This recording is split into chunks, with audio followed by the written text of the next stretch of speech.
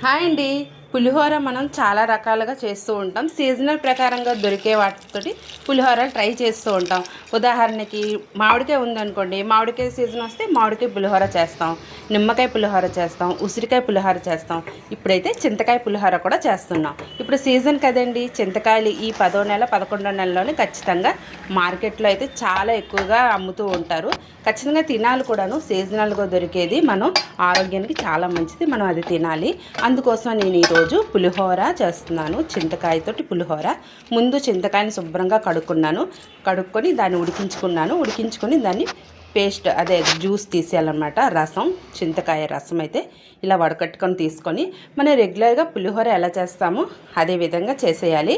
కాకపోతే చింతపండు బదులు మనం ఇక్కడ చింతకాయలను వాడుతున్నాం. చింతకాయలను అయితే ఉడికించుకొనే కదా రసం అనేది తీసుకోవాలి. పులిహోరకైతే ముందు ఆయిల్ వేసి ఆవాలు, జీలకర్ర, శనగపప్పు, మినపప్పు, ఎండుమిరపకాయలు, కొంచెం అల్లం తరుగు ఇవన్నీ వేసి కొంచెం లాస్ట్గా అయితే ఇంగువ కూడా వేసాను. ఆ తర్వాత ఇది బాగా వేయించేసిన తర్వాత ఈ చింతకాయ రసాన్ని అయితే వేస్తున్నాను. చాలా పుల్లగా ఉంటుందండి చింతకాయ రసం. ఈ పేస్ట్ రెడీ చేసుకొని బాక్స్లో పెట్టుకుంటే ఎప్పుడైనా మనం పులిహోర తినాలనిపించింది అనుకోండి, అప్పుడు కొంచెం అన్నంలో కలుపుకొని తిన్నామనుకోండి సూపర్గా ఉంటుంది. అందుకోసమని నేను పేస్ట్ చేసి రెడీగా పక్కన పెట్టేస్తున్నాను. కొంచెం అయితే అన్నం కలుపుతున్నాను. చాలా బాగుంది, చాలా టేస్ట్గా ఉంది. సీజనల్గా దొరికేది. మీరు కూడా తప్పకుండా ట్రై చేయండి, తినడానికే ప్రయత్నించండి. ప్లీజ్ వీడియో నచ్చితే లైక్ చేసి సబ్స్క్రైబ్ కూడా చేసుకోండి. పులిహోర అయితే రెడీ అయిపోయింది. Bye bye.